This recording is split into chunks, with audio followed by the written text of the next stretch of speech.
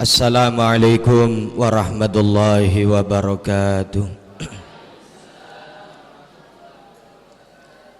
Bismillah, alhamdulillah, wassalatu wassalamu ala rasulillah Sayyidina Muhammad ibn Abdillah wa ala alihi wa ashabihi wa mawalah, amma ba'du.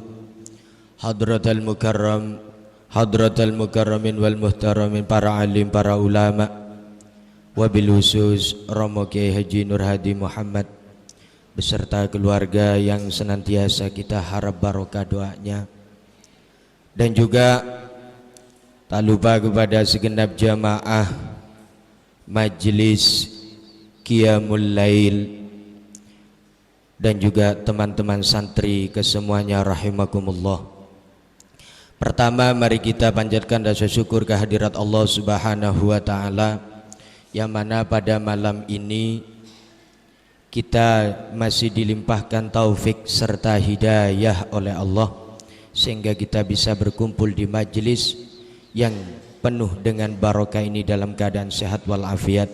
Semoga kumpul kita ini betul-betul dijadikan tambahan amal ibadah yang diterima oleh Allah Subhanahu wa taala. Salawatuhu wa salamuhu semoga tetap tercurah limpahkan kepada Nabi kita Nabi Muhammad sallallahu alaihi wasallam. Masyarul hadirin rahimakumullah. Pada malam ini patut kita bersyukur kepada Allah, kita masih diberi kekuatan melaksanakan yaitu Qiyamul Lail seperti biasanya. Sekarang memasuki malam keempat, yakni puasa kita udah 3 hari, udah sampai 3 hari. Karena apa? Karena kumpul-kumpul yang seperti ini di bulan Ramadan khususnya, umumnya di selain bulan Ramadan, kumpul-kumpul yang seperti ini sangat sulit. Apalagi malam, jamnya jam 10 lagi ya. Sulit kalau bukan apa itu kuat-kuat imannya, ya nggak mungkin. Jangankan yang jauh, yang dekat sulit untuk kumpul-kumpul seperti ini. Terus terang, jangankan panjenengan, saya sendiri orang yang paling dekat ke masjid daripada teman-teman santri lah, saya paling dekat. Apalagi Romo Yai, saya paling dekat. Keng saalengka tok ledepak ke masjid. Terus terang, dalam hati kecil saya itu malas, masya Allah. Apalagi jenengan yang dari jauh-jauh, ada dari Lego, ada yang dari Buring, nyampe ke sini. Kalau bukan karena iman yang tertanam, tidak mungkin sampai ke sini. Ya kan ngoten nggih. Ini karena iman. Nah, monggo biar tidak sia-sia datangnya kita ke sini untuk menghidupi malam bulan Ramadan. Monggo yang pertama, jangan lupa niat itikaf dulu. Nawaitul itikaf sunnatan lillahi ta'ala. Niat itikaf karena Allah, sunnah karena Allah ta'ala. Jadi biarpun kita nantinya tertidur, ketika sujud ya terus enggak kembali, misalkan sujudnya mungkin terlalu lama ya, mungkin terus enggak kembali, itu masih dicatat oleh Allah dapat pahala. Kenapa? Ada niatan itikaf. Apalagi terus sampai sempurna, sampai selesai. Ini yang pertama, monggo sama-sama niat dalam hati, niat itikaf di dalam masjid. Yang kedua, monggo kita ulas kembali terkait keutamaan bulan Ramadan. Yang sudah tahu kemarin ya biar tambah tahu, biar lebih pengalaman. Yang belum tahu ya biar tahu, biar lebih khusyuk. Apa sih keutamaan di bulan Ramadan itu? Ternyata banyak keistimewaan-keistimewaan di bulan Ramadan. Bismillahirrahmanirrahim. Saya bacakan sedikit tentang keutamaan di dalam bulan Ramadan. Wa an Anas bin Malik radhiyallahu taala anhu anin Nabi sallallahu alaihi wasallam annahu qala. Diceritakan dari sahabat Anas bin Malik radhiyallahu ta'ala anhu, beliau sahabat Anas dari baginda Nabi Muhammad sallallahu alaihi wasallam. Kanjeng Nabi ngendika, man hadara majlisal ilmi fi Ramadan, barang siapa yang menghadiri majlis ilmu, majlis yang mana di dalamnya membahas tentang ilmu Allah, supaya kita tahu, supaya ibadah kita ini enggak salah ya. Membahas tentang ilmu di bulan Ramadan. Siapa saja yang hadir di majlis ilmu di bulan Ramadan, kataballahu ta'ala bikulli qadamin ibadat sanatin, dicatat oleh Allah setiap langkahnya itu ibadah 1 tahun. Ini setiap langkahnya, apalagi 2 langkah, 3 langkah, 4 langkah. Niki dawuh Kanjeng Nabi. Kita tahu dulu di zaman Kanjeng Nabi tidak ada yang namanya sepeda pancal, apalagi sepeda motor, apalagi mobil, nggak ada ya. Berarti bagaimana Pak? Ya nggak usah. Dulu dia ada di zamannya Kanjeng Nabi adanya onta. Memangnya kita mau numpak onta di rumah? Ya nggak ada, kita nggak punya onta, punyanya sepeda, ya kan gitu nggih. Sama aja ya. Dawe Romoya ini sama aja ya, sama. Setiap langkahnya itu tercatat ibadah 1 tahun. Kalau 2 langkah, 3 langkah, 4 langkah, lah ya bayangkan kalau dari Lego ke sini, dari Boring ke sini, nggih. Apalagi dari mana? Jatisari, apa dari Malang lah, pokok semuanya dari Malang ya. Menuju ke sini berapa langkah? Laung saya aja paling dekat hanya berapa langkah, cuman saya muter di belakangnya masjid ke sini, itu aja udah berapa kali langkah itu ya. Ini per langkahnya dicatat 1 tahun ibadah tasana sebagai ibadah 1 tahun. 1 tahun itu nggak kekurang, nggak dikurangi makan, nggak dikurangi minum, nggak dikurangi tidur, nggak dikurangi istirahat, nggak dikurangi mandi, murni 1 tahun itu ibadah terus ya. Coro kita melakukan ibadah 1 tahun murni, nggak istirahat sulit ya. Laung kita hanya berapa jam di sini aja sakit tengah kok, hanya berapa jam di sini ya. Apalagi ibadah 1 tahun.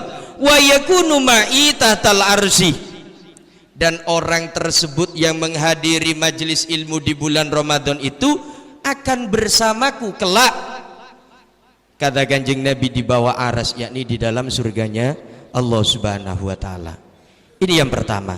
Yang kedua, wa man dawama 'alal jama'ah fi Ramadan atahullahu taala bi kulli rakatin madinatan tamla'u min ni'amillahi taala. Barang siapa yang istiqomah melakukan sholat jamaah di bulan Ramadan, khusus bulan Ramadan, sholat 5 waktunya jamaah ya. Istiqomah itu duhur, asar, maghrib, isya, subuh, atahullah bikulli rokaatin madinatan, setiap rokaatnya oleh Allah Subhanahu wa taala diberikan hadiah, diberikan pahala, yaitu dibangunkan kota bukan desa, kota. Setiap rokaatnya dibangunkan kota yang mana setiap kotanya itu dipenuhi dengan nikmat-nikmatnya Allah Subhanahu wa taala, penuh dengan nikmatan ya daripada Allah Subhanahu wa taala. Ini 1 rokaatnya kalau melakukan jamaah di bulan Ramadan.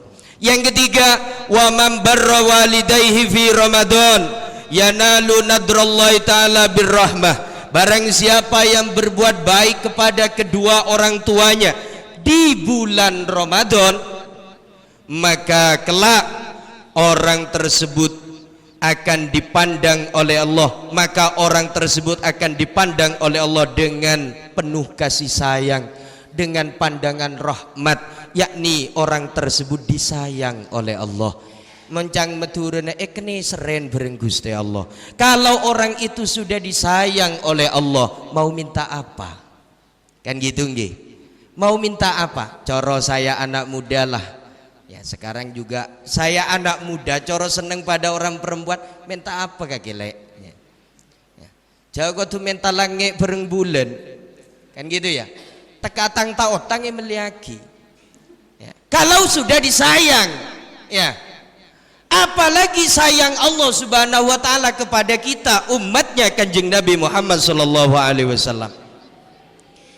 Kalau mau berbuat baik kepada orang tuanya itu disayang oleh Allah. Kalau orang itu sudah disayang, tidak akan disiksa oleh Allah, tidak akan dimurkai oleh Allah, tidak akan mendapatkan bendune Allah Subhanahu wa taala. Yang keempat, wa ana kafilun fil jannah. Saya kata Kanjeng Nabi, pada orang yang berbuat baik kepada orang tuanya tersebut, saya akan menanggung surganya kelak. Ini Kanjeng Nabi yang mau nanggung. Kalau mau berbuat baik kepada orang tua, mungkin mumpung orang tua kita masih ada kesempatan ini surga. Kalau sudah tiada, mau bagaimana? Dawe Kanjeng Nabi, kalau sudah tiada untuk berbuat baik kepada orang tua, ya diziarahi kuburannya, ya berbuat sedekah, pahalanya ditujukan kepada orang tua, menyambung sanak famili yang dulu pernah disambung oleh orang tua. Ini cara berbuat baik kepada orang tua yang meninggal dunia. Lagi yang nomor 4, dawe Kanjeng Nabi, wa ma min imra'atin tatlubu ridha zaujaha fi Ramadan, ridha zaujiha fi Ramadan illa wala thawabu Maryam wa Asiyah. Barang siapa seorang istri yang mencari ridho suaminya pada bulan Ramadan, ya, mencari ridho suaminya pada bulan Ramadan, maka istri yang seperti itu dicatat oleh Allah sama diberi pahala, yaitu seperti pahalanya Dewi Maryam dan Dewi Asiyah. Dewi Maryam dan Dewi Asiyah kenal panjenengan? Bene Dewi Maryam melego bene. Ya. Dewi Maryam dan Dewi Asiyah ini orang-orang yang kuat imannya kepada Allah Subhanahu wa taala, meskipun imannya yang dikorbankan adalah anaknya, bahkan keluarganya oleh Raja Fir'aun itu digoreng, ya. Tetap imannya Dewi Asiyah itu tetap ada di dada. Lah, siapa yang akan menyamai dengan Dewi Asiyah? Yaitu orang-orang perempuan, istri-istri yang hanya mencari ridho suaminya di bulan Ramadan. Mangkana ibu-ibu cak gigiran ke bapak mon bulan pasah, nggih. Jek aja hari bulan pasah. Engko tak gigir ke pak bapak dia neser. Khusus bulan Ramadan, ya mari bulan Ramadan lekar pasampean. Bahe kemcerah terserah.